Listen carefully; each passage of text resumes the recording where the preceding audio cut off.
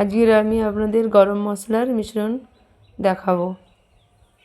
আমি লবঙ্গ নিয়েছি 10 গ্রাম, দারচিনি নিয়েছি 10 গ্রাম, জয়িত্রী নিয়েছি 10 গ্রাম, দুটো জায়ফল নিয়েছি, এলাচ নিয়েছি 10 গ্রাম।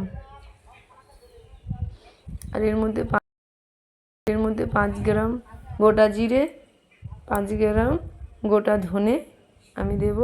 জায়ফল দুটোকে ভেঙে নেব শিলে। লবঙ্গগুলো এইভাবে ফুল ছাড়িয়ে পরিষ্কার করে নিচ্ছি। সব লবঙ্গগুলো এইভাবে ফুলগুলো পরিষ্কার করে নিচ্ছি।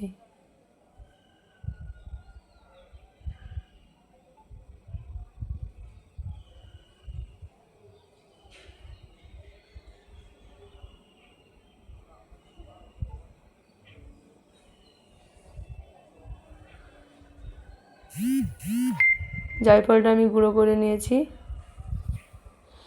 হাফ মিনিটের মধ্যে কড়ার তাপে দিয়ে আমি নেড়ে নেব।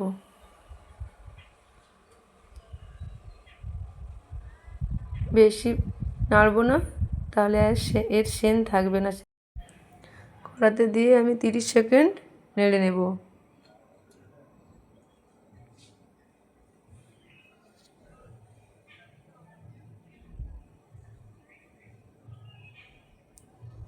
গোটা জিরে 5 গ্রাম, ধনে 5 গ্রাম দিয়েছি এর মধ্যে।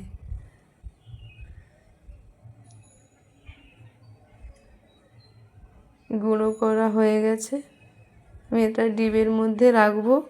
আমি যে কোনো গরম মশলার প্রয়োজনের রান্নায় আমি এই গরম মশলাটাই ব্যবহার করি।